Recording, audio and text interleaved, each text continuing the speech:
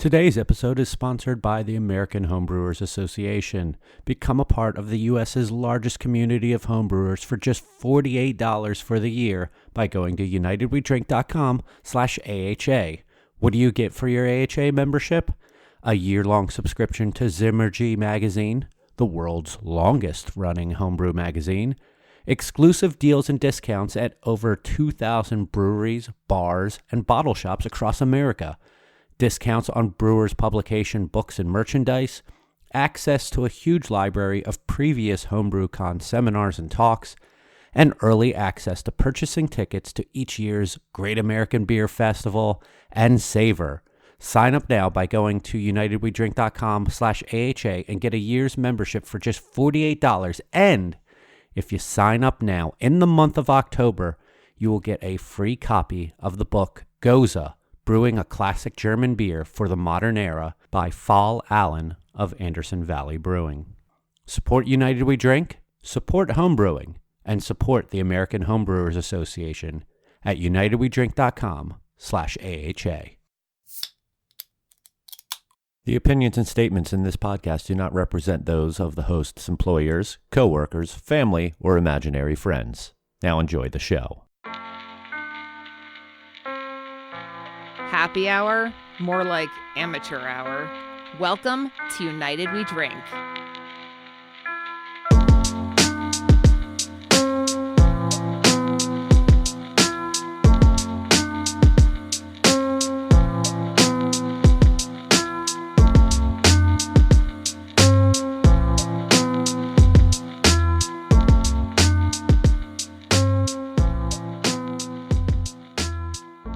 Hello, everyone, and welcome back to the sixth most listened to beer-related podcast in Winnipeg, Manitoba, Canada. Welcome to United We Drink, right here on unitedwedrink.com, as well as Apple Podcasts, Spotify, Stitcher, Google Podcasts, iHeartRadio, and wherever fine podcasts are found. My name is Mike Urevich. I'm a Sagittarius. I enjoy long walks nowhere close to the beach and viewing theaters from a safe, healthy distance. I'm joined by my two co-influencers of the show. First up is a man who very well may have a molecular makeup of water, alcohol from cane sugar, natural flavors, cane sugar, citric acid, and carbon dioxide. And I don't think that's a good thing. It's Phil Palmisano. Thank you so much for having me again, Mike. I'm super happy to be here. I'm just bubbly. That's Truly what I was looking for. We are also joined by a man whose anger towards morning rush hour traffic is only exceeded by his hatred of beer fests. I'm talking about Joel Codner. Listen, Mike, we can start at 4 a.m. if you want to beat traffic. I'm not the one who has to worry about traffic. It's you. I live 1.1 mile from work. Thank you, everyone who has been listening to the show. Thank you, and welcome to all you new listeners who may have just caught on to the last episode. The numbers that we've been getting for listens have been truly amazing, and not anything that we've ever expected that we would get out of this little podcast here. If you have shared, liked, subscribed, spread the word of the podcast in any way whatsoever, we're eternally grateful to you all. It means a lot. Gentlemen, what are we drinking here tonight? Joel, what are you having? I've got some Black Coral spiced rum from our buddies over at Steel Tie Distillery in West Palm Beach. Excellent stuff. Enjoying it on the rocks just to keep it cold. Very nice. I still have to get myself over to that distillery. It looks like an awesome place. Phil, what do you got? I'm finishing up a beautiful 2016 Surly Misanthrope. It is a Belgian-style Saison ale aged on oak barrels. It's damn tasty. Like on the barrels? They just rest it on top of the barrels. They just put a bottle on the barrel and That's it. said good luck. No, they Right now put it's the resting beer on a on top koozie. of the barrels and spin it around, and the centrifugal force keeps it on the barrels for the entire time. Mike, what are you drinking? I'm drinking a all wet and sticky from our friends at Tequesta Brewing Company. It is a wet hop IPA with fresh Chinook and Amarillo hops. It's nice and dank and citrusy and grassy. I like it a lot. I also have a backup can for probably when I finish that of TBC's Brave Tart Cucumber Lime Sea Salt Berliner. Love those guys. Before we get into our main topic, Phil has curated some wonderful news for us. Phil, why don't you take us into the news?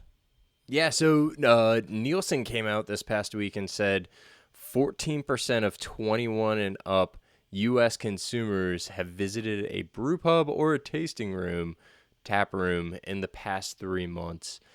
My question to you guys is this clickbait, or do you guys continue to see this as a growing trend? Well, I hope it's a growing trend since we are one of those locations.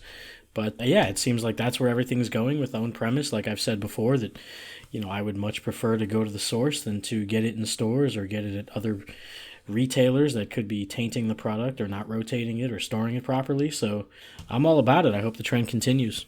I think that it is legit as well. I mean, if it's only statistics that the more breweries that open up, the more people are going to have the opportunity and ability to visit breweries. So I do think that that's real, and it's not just clickbait. It will probably continue to go up as more and more breweries open. How long that can necessarily be stable, I don't know. It might go along with this whole beer bubble that we've been hearing in the industry for a number of years now. I hope that it can stay stable at least after a little while. But yeah, I think that there is definitely truth to that. I too believe that there's a lot of truth to that. I think we're sort of getting back to those pre-prohibition days where people are visiting their local brewery as their local watering hole for happy hour after work every day. So I think we're going to continue to see those trends as well. We have some prohibition era stuff going on too, with like homebrewers selling beer. Next piece of news. Weyerbacher Brewing Company from Pennsylvania, fresh out of bankruptcy, announced this past week that they are teaming up with a collaboration with White Castle, the fast food restaurant. They said they have a lot of good stuff on the horizons, and this beer in particular, which is rumored to be a Kolsch, is supposed to hit 400 plus restaurants across the 13-state footprint. In addition, I guess, there's a little second piece there where they're also looking to distribute this beer in any of the grocery chains where frozen White Castle products are being sold. So what do you guys think of the partnership? And do you think we're going to see more of this stuff? I think that this is fantastic. I'm maybe a little biased because being a PA boy, I like Weyerbacher. And by the way, the bankruptcy that they went through was for the purpose of restructuring. The business is still somewhat sound. Yes, their barrelage production is down. But this was, I think, a good thing. They had, just before announcing that bankruptcy, opened up a satellite location for retail in New Hope, PA, a nice little downtown area that they're going to do very well with there, and are looking at doing more of those locations as well. But as for this product, I think that this is awesome. White Castle has like a cult-like following, so this allows Weyerbacher to kind of jump on with that following that they might not necessarily have already with White Castle. And they're not going to be in every bit of locations that White Castle is in, but I think that this is an awesome thing. The Kolsch doesn't seem to be a rumor. It actually was mentioned by Weyerbacher themselves. So unless they're starting their own rumors. But I think that more stuff like this is interesting. Collaborations among breweries and businesses that aren't breweries, I think, is a really awesome way of the future. Yeah, and we've seen the coffee beers with Dunkin' Donuts and Wawa, and it definitely seems like the fast food wars are on as far as like everybody competing to offer something new. And we've seen how Taco Bell has tinkered with alcohol sales. And it's probably a trend we'll see continue. I don't think it'll venture too far outside of safe beers like Kolsch. I don't think we're going to see any beers made with hamburgers in any of these stores, but maybe in Sweden. Omnipolo's not making that beer. But yeah, I think we're going to see more of it. I think it's just going to be one of those things that keeps going. We've seen the chicken sandwich wars. We've seen a couple of these places do alcohol, and I don't see why it wouldn't continue. I just wish we had a White Castle here. I agree with you 100%. I also hope that the rumors on Untapped are not true with the beer being called Slider Beer. There's another rumor that it's being called Crave Nation, and I guess Crave Nation Kolsch has a better ring to it than Slider Beer Kolsch. Yeah. But I like it. They're rumoring it to be, or it's saying that it's going to be estimated 20% of their 30,000 barrel production next year. So good for Weyerbacher for thinking outside of the box. Ha ha ha. And partnering up with White Castle. Final bit of news this week. Lots of stuff coming out of the national sales meetings from both Sam Adams and Mark Anthony. Sam Adams, going hot and heavy with Truly this past year, or this upcoming year. They had Keegan-Michael Key show up in a shark costume, and they released all of their 15-second video clips this past week, or past 2 weeks, which are all really entertaining. I sent them all to you guys so that you could watch them. Mark Anthony sort of answered this past week, basically stating that they were tired of being out of stock and issues with production, so they're investing $250 million into production, both in building a new facility, but also increasing capacity at the existing facilities. Furthermore, they said that they wanted Mike's Hard Lemonade to come back and really push their wholesalers to sell more. Do you guys think, one, Mike's Hard Lemonade is going to make a solid comeback? And two, what do you guys think of $250 million behind a brand like White Claw moving into 2020? It's no secret that this stuff is not my bag, but it's impressive to see the Mark Anthony brands that I honestly did not know was not affiliated with the singer and former J-Lo husband until 2 weeks ago when you first sent us this bit of news. But that's impressive and super ambitious to want to do that. I mean, like I said, not into this stuff, but I didn't know that these shortages were a thing. Every store I've ever seen has freaking huge displays of them, White Claw, all over the place. I mean, my Publix, personally, right by my house, the moment you walk in the door, there is a White Claw display right there. So shortages, I've never seen it. But as for the Mike's Hard Lemonade thing, I mean, there's other brands that have had revitalizations and comebacks over the years that are so weird and almost unexplainable to a point. I mean, Zima had that big nostalgia burst a couple years ago when they put that out for like a summer time release, and it went crazy. And stores, I saw stores go out of stock on that because I wanted to buy a 6-pack just for nostalgia purposes. And then they went and did it again the following summer because it worked. I mean, what's it called? Pabst has acquired all of these regional legacy brands and has helped revitalize them in their regions that they were originally in. I mean, Pabst itself is a revitalization of what it once was. I mean, 10 years ago, or even 15 years ago, were people really talking about Pabst the way that they are today? So I don't think that it's outside of the possibilities that Mike can make a comeback, but I think that it almost has to be a more natural thing or just a shit luck thing. If a YouTuber or Instagrammer just happens to put out a post out there that catches fire. I mean, that's how LaCroix became as popular as it has in the last few years. But with that, you're talking about some sort of endorsement or thing catching on because some famous person is speaking for it or representing it. And that's, No, the I'm seltzer... talking about grassroots. Just like dumb luck. The LaCroix thing was completely dumb luck for how they got popular. Well, right, but it's still not the same intention behind what's happening with White Claw and the seltzers and some of these so-called healthier things. Yeah, people that's true.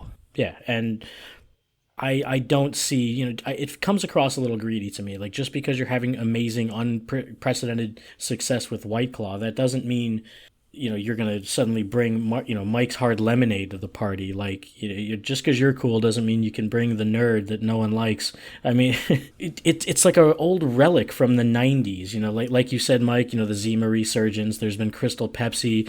Nostalgia's huge right now, especially for like 90s stuff. I mean, I keep buying these stupid little mini arcades for the house, we're in the future, and the future is terrible, and we want things from the past. But I don't think anyone wants Mike's Hard Lemonade. I think it runs counter to what the success of White Claw is all about. So I think they should focus on moving forward with what works, and just do that. I agree with you, Joel. I think when you look at the reason behind the seltzer craze in particular, which is that better for you category, which we'll probably touch on in a few minutes with our main topic, but Mike's Hard Lemonade doesn't play in that category at all. There's a ton of sugar in that. I think we are going to see a resurgence of true F&Bs or flavored malt beverages. Maybe St. Ides makes a comeback. I don't know. MD 2020. I buy a quart. I'm down. For one. When you look at what they're trying to do, what Mark Anthony Brands is trying to do, listen, protect number one, obviously. I like the fact that they're trying to leverage the strength of just a monster with White Claw to try and really pick up Mike's Hard Lemonade, which really, I mean, trends aren't bad with Mike's Hard Lemonade right now. Is it going to become the next White Claw? I don't think so, because it plays in a completely different category, and flavor malt beverages just aren't hot right now. But hey, kudos to Mark Anthony for trying to do what every other supplier out there is trying to do, which is, hey, we got a prize horse. We're gonna try and ride the second brand.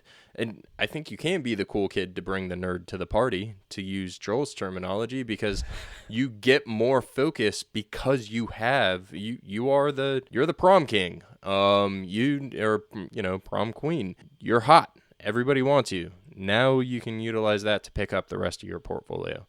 That's my seltzer news, though. Thanks for entertaining me this week with some actual feedback, guys. I appreciate that. You're welcome. Don't expect much from me going forward. I'll give you every other episode, and hopefully we can keep it fresh and fun. So our main topic tonight, we're going to talk about, as Phil alluded to earlier, beer and health. There's many different ways that I think that a beer drinker or a beverage drinker, an alcoholic beverage drinker, can go about thinking about their own health when consuming. And probably a lot of these things that we're going to talk about could take on episodes of their own. And we'll tease on some of those, touch on them, and we are going to talk about them on some future episodes. But I think we can start things off by talking about the product itself, this rise of low-cal healthy options and NA options in the beverage scene. Joel, what do you think about some of these beverages that we're seeing that are low-cal and NA? I look at it two ways. I mean, number one, I haven't really had any of these. I'm intrigued by several of them. I would like to try like the Heineken 00. I just saw there's a Blue Moon Light Sky, something like that, which I don't think is no-cal, but low-cal. There's a lot of interesting options.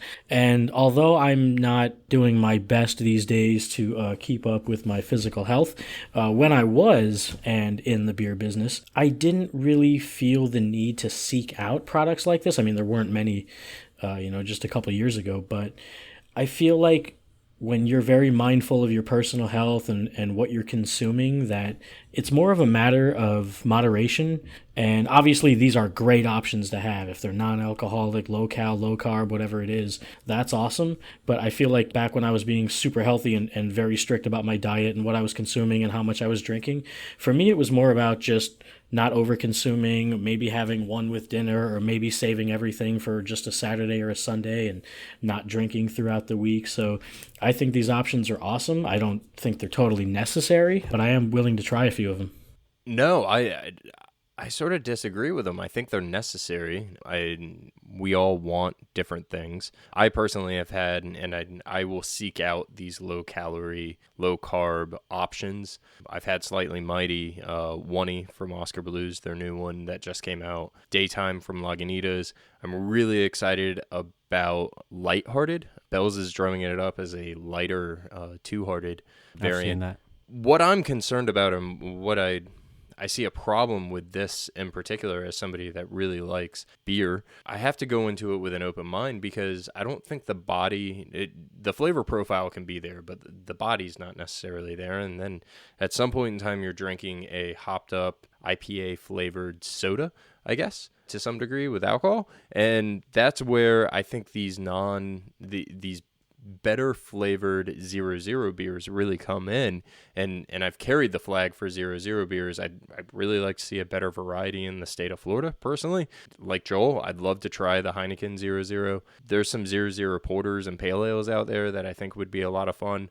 Really, at the end of the day, there has to be some balance here, and we touched on it very, very lightly in one of our early episodes when we were talking about work-life balance. But this is a struggle in the beverage industry completely, but really in every industry. Think about how many corporate offices at every Friday night are going out to happy hour. This is something that transcends to in any profession. You're absolutely right. This is not a specific beer-related industry thing, and this is something that I think that maybe a lot of our listeners who are not necessarily industry folk will be able to relate a little bit more to, because this crosses many different boundaries. As for like some of these low-cal NA options, I've only tried for the low-cal that I know of are marketed as low-cal. The Slightly Mighty from Dogfish Head. It was fine.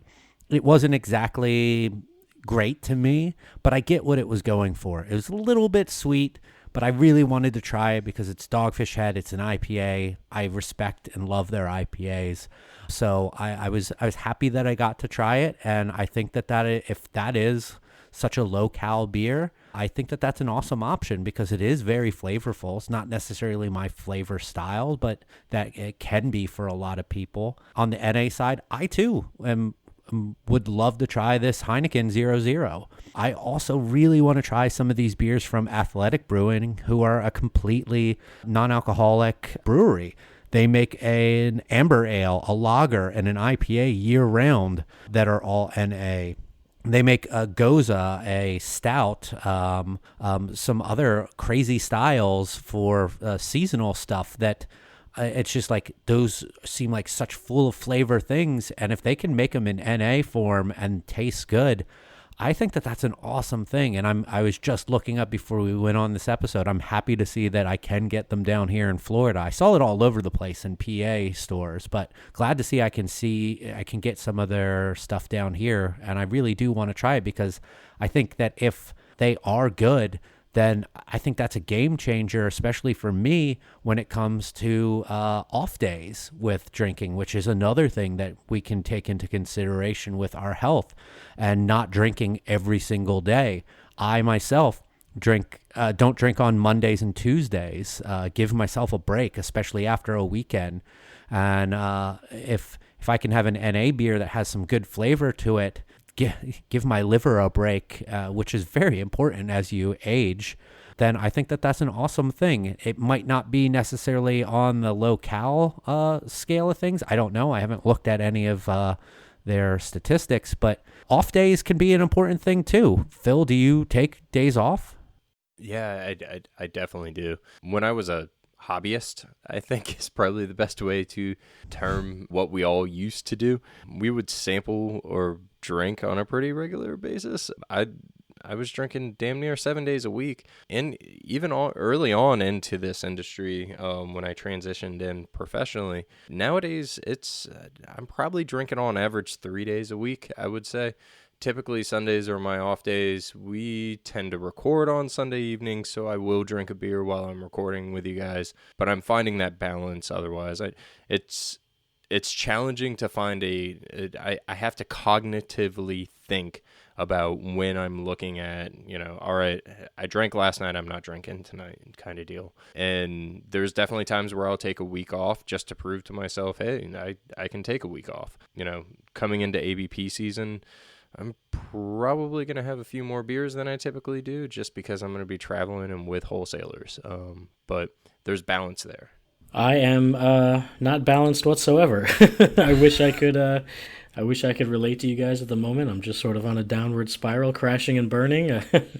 I'm not getting loaded every day, but I don't really take a day off. I need to. I need to get back on track. But I mean, I've been there. Just maybe a year and a half ago, I was going pretty hard with, being healthy and stuff, and would take days off and would, make sure that I'm, limiting it to cheat day or maybe with a special meal or something like that. Or maybe just like a tiny sip of wine at night, nothing crazy, not even a half glass. But no days off from me right now. Sorry. Hashtag no days off.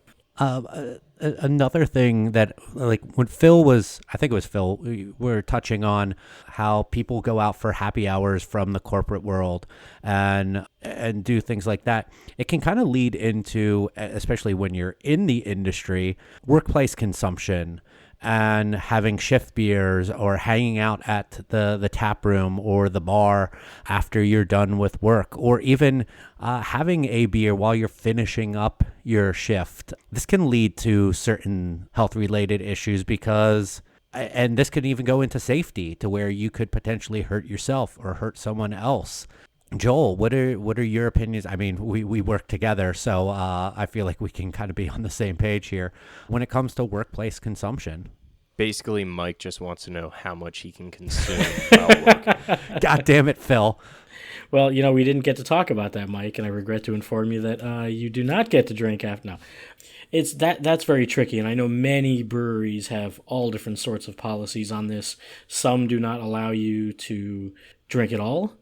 Some will limit you to one or two. Some will give you like a budget where this is what you get with your employment here. You get some sort of credit in the tap room or in the brew pub or whatever it is, and everyone feels very strongly on all sides of it. Personally, I think that the people who make the beer, as long as they are not going to excess, should be able to have a couple after work, and should be responsible enough to regulate themselves. And obviously, we would want to make sure the bar staff or whoever are not over serving them whatsoever. But it's a very tricky balance. And like I said, everyone has their own policies. I think, there's nothing wrong with, having some after a long day of brewing. But, some don't feel the same way. Before I throw it over to you, Phil, I do want to touch one thing that Joel said there that reminded me of an episode of the Good Beer Hunting podcast where someone, I can't remember who it was, so maybe Joel will remember. I know he listens to some of it. I remember this episode. Where a guy talked about having a shift beer at the end of his brew day. He's like, I'm going to wait until I'm completely done, because having a beer during knockout can actually be like the worst thing possible, because after the brew is when there's so many important things that by having a beer could cloud up his judgment, could screw up the knockout, could end up like while cleaning the kettle, screw something up with hot water and end up burning himself. That can definitely come into play with consuming before you're necessarily ready to. Yeah, it's a safety issue. You're impairing your judgment, and you should not be, not to sound like the Surgeon General, but you should not be operating heavy machinery or, doing those sorts of things. And I mean, at our last brewery, it was sort of generally known that shift beer time was around 5 o'clock, but you could very well be there till 10 o'clock, knocking out a triple brew day or something like that. So it's, there should definitely be a lot of self-policing involved, but, companies should have very specific policies regardless of, if they don't allow it or they do allow it and how much. This really needs to be on the books and on paper. It's a safety and liability issue. There's all sorts of facets to this, and it's definitely something that falls within, legal whatever. So, I know it's beer and it's fun and it's casual, blah, blah, blah. We're just having fun, but, you'd have to take it somewhat seriously at certain points. And I think most large breweries with a HR employee or multiple HR employees probably have some type of standard when you look at this. I'll take it in a different direction because I'd focus more on sales and less on production, packaging, liquid production. Sales is hard to try and find this balance between going into a bar, being everybody's friend, buying rounds for people, talking to a buyer, sampling out a buyer. I can't tell you how many times I've actually walked into a bar with samples and said, hey, I want to talk to you about some new products. And no problem. Obviously, you want to sample in front of the person. You want the person to try it in front of you. They crack it open, they pour 2 glasses, and I've had to say, hey, man, I'm just not drinking today. Originally, I was embarrassed. I'm not going to lie. I think there was a good solid amount of time where if I wanted to not drink, I was so embarrassed to say, hey, man, I'm going to pass. I've had it before, I'm good. I actually would go the distance of saying, like, I'm on medication. I'm on my last day of medication and I can't drink. And, I really don't want to mess this up. So there's that point of like, you don't want to seem lame, I guess. But at the same time, there's a balance there. And then you take it to happy hour and then you take it to your events afterwards. And I think what I tell my team on a regular basis is if you go out, be responsible. Obviously, we're super lucky to have programs like Lyft and Uber, as well as your local city taxis, other city transportation, bus, subways, rickshaws. If you got little bikes that can drive you to your place, leave your car overnight. Like, don't be dumb, but don't overindulge at the same time, because you got to wake up and be an adult the next day. We're all over the age of 21, and that's the most important piece. Is as you get older, those hangovers get a little bit harder. They last a little bit longer.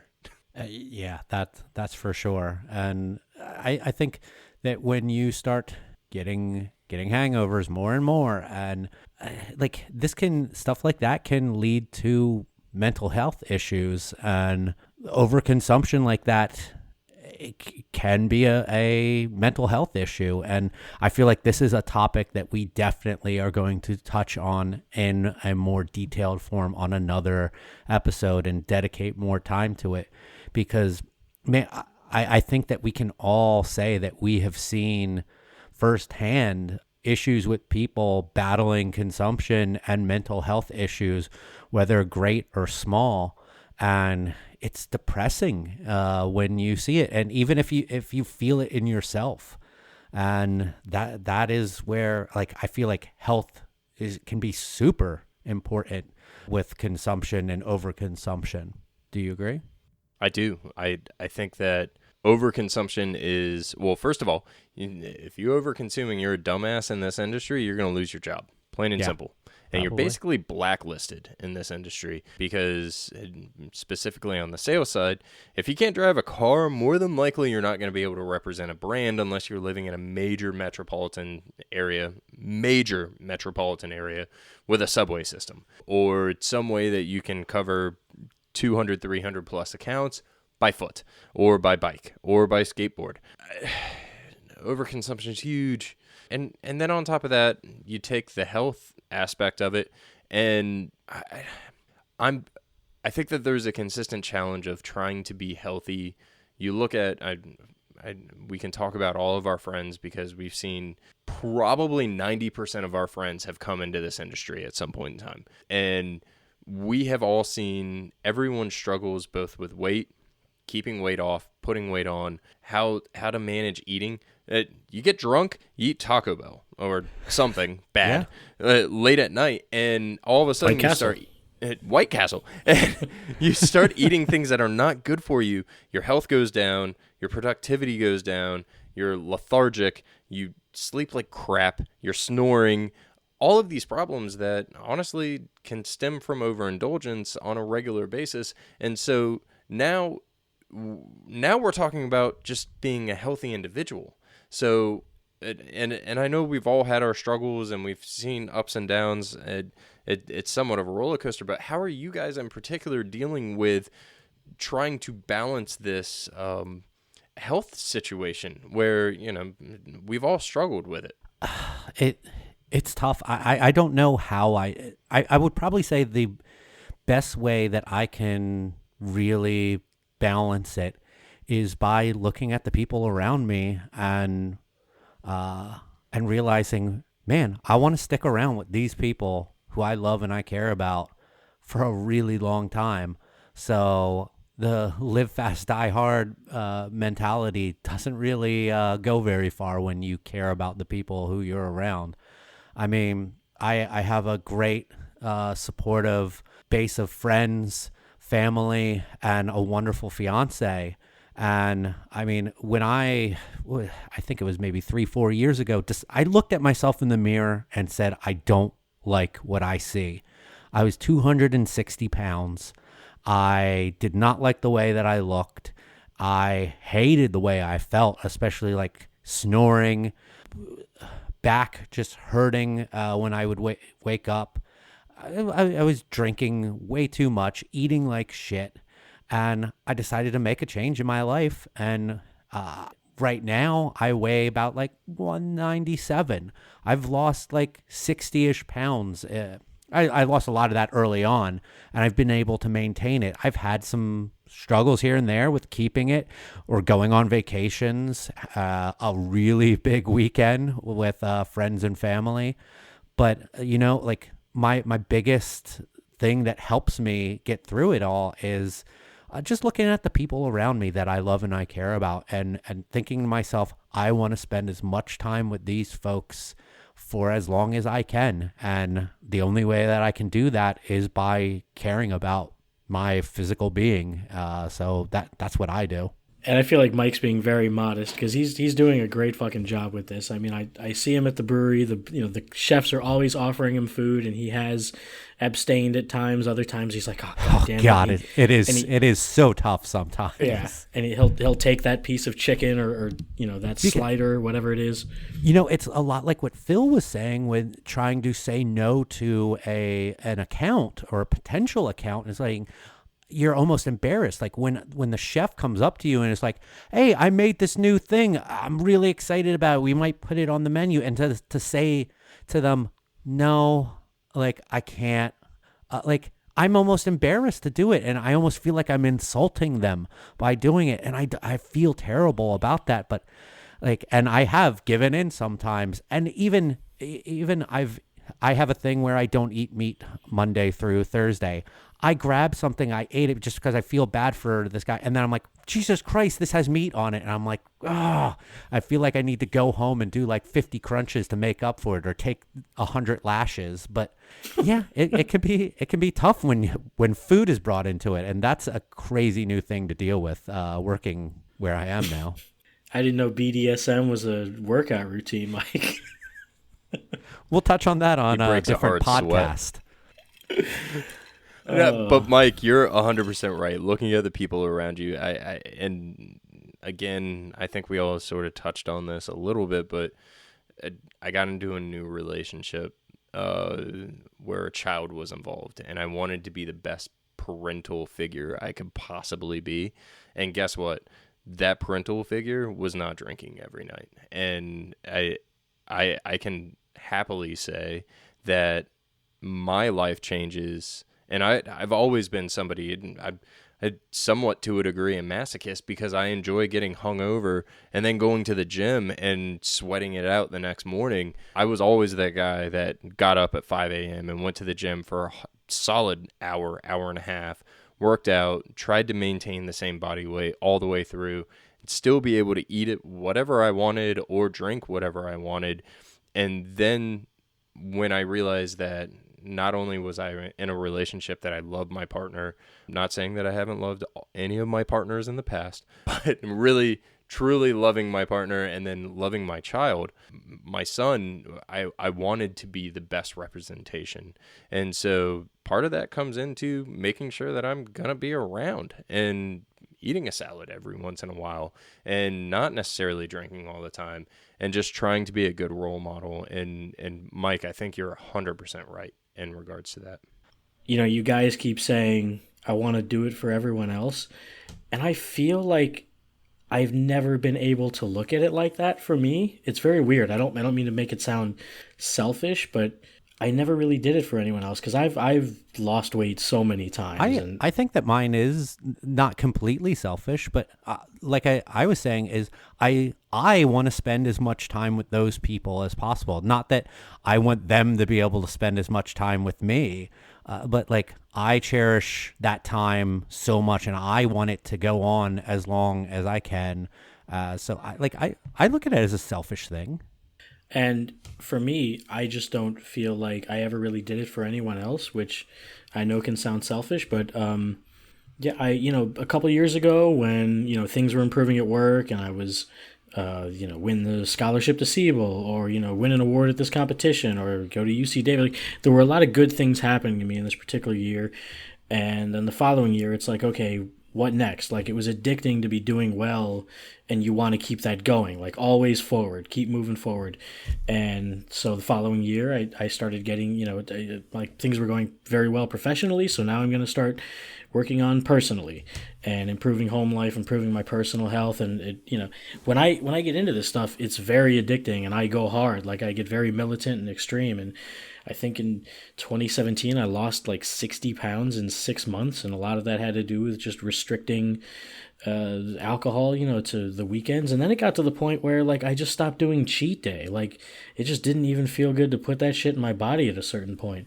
And of course, like a year and a half later, I'm totally off the rails and hoping to get back on soon. But I've been through both sides of it so many times, and I feel like I'm not the best person to be speaking on this, but I also feel like I have experience in the ups and downs of it many times over.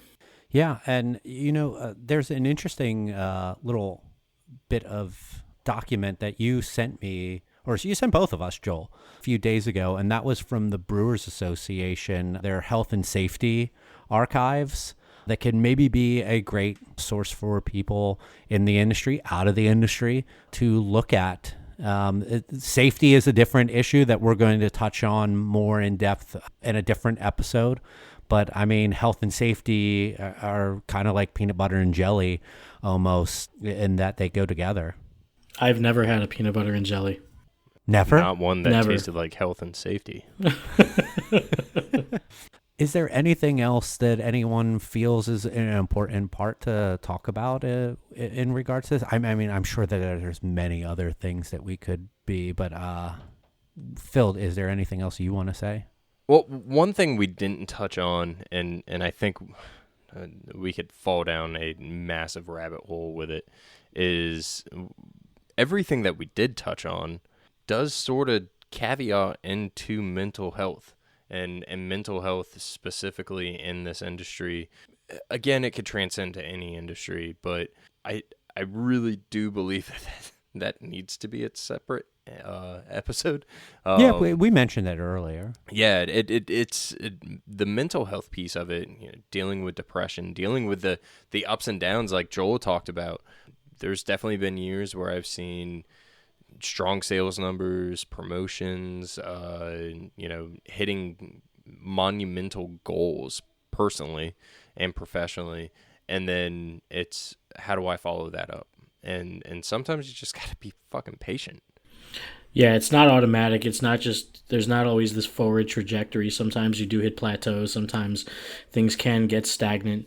But the important thing is to be mindful of it and know when that is happening. I mean, that's how I was feeling at my last brewery a little bit, and I started looking around like, okay, maybe there's something else out there for me. Maybe there's a way I can have a little bit more of a creative outlet, or get more creative control, or find a place that has less hours and less demand and less distribution and things of that nature. So I think as long as you're cognizant of your own behavior and where you're at and where you're going, I think it goes a long way. Even if you're not doing anything, don't feel under the pressure to constantly be doing things, because you'll drive yourself mad. I mean, there's definitely a point where you're just like addicted and it's just like, I got to do more.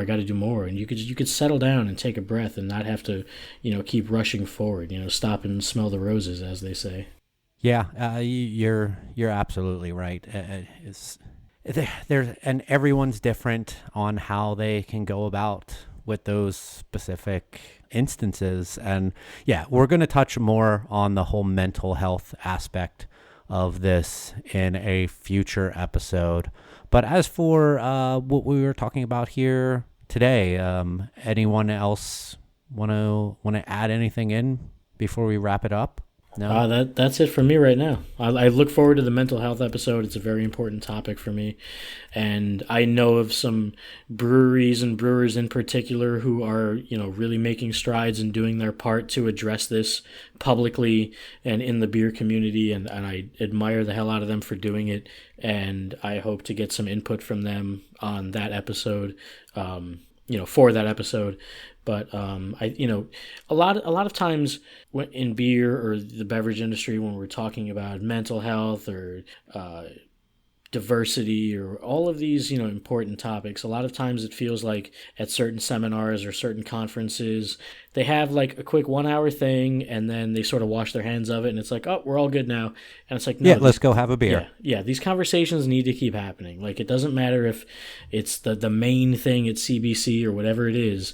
These things need to continue, and we need to keep having these conversations. So like, I know we have a very sort of specific list of topics we want to get through on this show, but just because we're talking about it once doesn't mean we can't talk about it again. And I hope people reach out and get involved in the discussion. Yeah.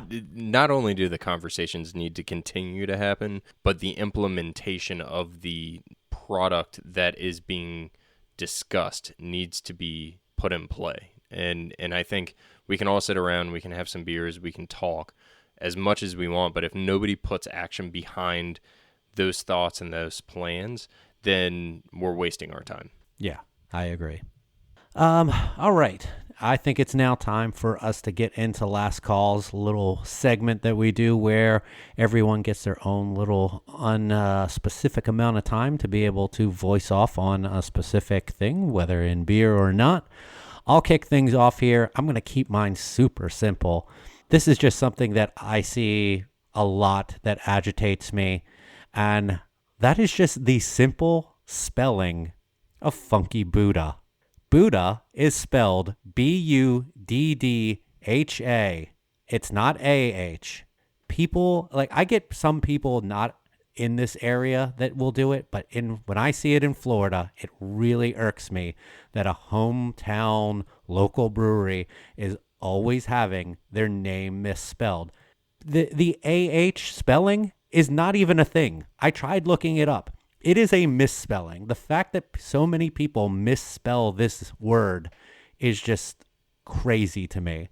Learn how to spell Funky Buddha's name. That's all. Joel? Hey, Spider-Man is back in the MCU, baby. That's all I give a shit about this week. Tom Holland is back for at least Spider-Man 3 and an appearance in one more Marvel movie, so I'm excited about that. There might be a God after all. Welcome back, Tom Holland. I'm excited to see what's next. That was some great news, by the way. Yeah. So this past week, Burger King in Argentina stopped selling their top-selling burger, the Whopper, in support of their competitor, McDonald's, donating $2 for every Big Mac sold to the charity Children with Cancer. The day was sort of coined McHappy Day, and it saw 73,000 more Big Macs sold than last year for McHappy Day. While it didn't necessarily impact the overall sales for Burger King in particular, it was pretty amazing to see a sign of solidarity between these two competitors. BK's done a really good job of trying to smear McDonald's in the past, but it's nice to sort of see them on social media. If you haven't checked it out, look at it. It's a picture of the King and Ronald McDonald holding hands and basically saying, please don't buy the Whopper for this one day because $2 goes to this charity when you purchase a Big Mac. Burger King took it one step further and actually sent the King into McDonald's to purchase a Big Mac himself. I thought it was freaking awesome. I'd really like to see Burger King sort of stand up and do something similar, and even McDonald's do something similar here in the United States, personally. That's a really cool story. I didn't hear about that. That is really nice to see. Signed on to Big Mac's Facebook for the first time in like a month. Well, that's probably why they were doing that campaign. Time to plug some stuff. Phil, do you have anything you want to plug? No, my MySpace page still has 0 friends, so but I am getting some friends on LinkedIn, so thanks for finding me out on LinkedIn, guys. Joel? Florida DUH Brewer on Instagram and Twitter. You can catch Mike and myself at West Palm Brewery. where we are now like Arby's. We have the meats. We are smoking legit barbecue meats. And Mike, your diet is about to go to hell, so enjoy the ride. I hate my life, so why don't you follow me at Mike Loves Beer to find out about that, all that hatred that I have towards myself. Thanks again, everyone, for listening. You can catch the show on Twitter at United We Drink. We're on Instagram at United We Drink Pod. You can like us on Facebook. Subscribe to the show on any of the major streaming services for podcasts, Apple Podcasts, Spotify, Stitcher, Google Podcasts, iHeartRadio, pretty much wherever fine podcasts are found. If we're not on the service that you like, let us know, and we'll do everything in our power to get us on there. You can buy a shirt, sticker, button, or a lot of other cool swag at our store, unitedwedrink.com/store. We got hashtag Jacuzzi Mead shirts still available, so go grab one over there. Our next episode, we're going to be talking about something that I'm really looking forward to, label artwork and IP theft. Whew! I'm going to have to just get a whole bunch of stuff in the barrel for that. Mike just got really hard. I'm going to need a sedative for that one. Ditto. Also, two-beer episode for me. fun little thing. Starting next week, we're going to have mini episodes. So you know how you missed Q&A last episode, and this week we're going to start putting Q&A in these little mini episodes that will be taking place in between all of our major episodes. Still be able to get them on our website and wherever we're found, same feed. So you don't have to worry about subscribing to anything new. We'll have some fun new stuff available for you in those mini episodes. So do stay tuned for that. In the meantime, for everybody, thank you very much for joining us. We'll catch you next time. Go ahead and say it, guys. Cheers.